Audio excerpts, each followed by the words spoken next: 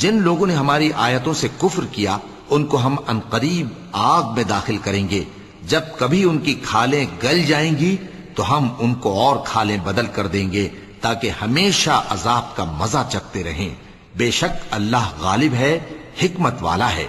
اور جو لوگ ایمان لائے اور عمل نیک کرتے رہے ان کو ہم بہشتوں میں داخل کریں گے جن کے نیچے نہریں بہ رہی ہیں، وہ ان میں ہمیشہ ہمیشہ رہیں گے، وہاں ان کے لیے پاک بیویاں ہیں اور ان کو ہم گھنے سائے میں داخل کریں گے۔ مسلمانوں، اللہ تم کو حکم دیتا ہے کہ امانت والوں کی امانتیں ان کے حوالے کر دیا کرو، اور جب لوگوں میں فیصلہ کرنے لگو تو انصاف سے فیصلہ کیا کرو۔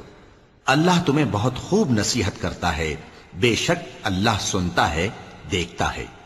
مومنو، اللہ اور اس کے رسول کی فرما برداری کرو، اور جو تم میں سے صاحب حکومت ہیں ان کی بھی۔ پھر اگر کسی بات میں تم میں اختلاف واقع ہو تو اگر اللہ اور روز آخر پر ایمان رکھتے ہو تو اس میں اللہ اور اس کے رسول کے حکم کی طرف رجوع کرو۔ یہ بہت اچھی بات ہے اور اس کا انجام بھی اچھا ہے۔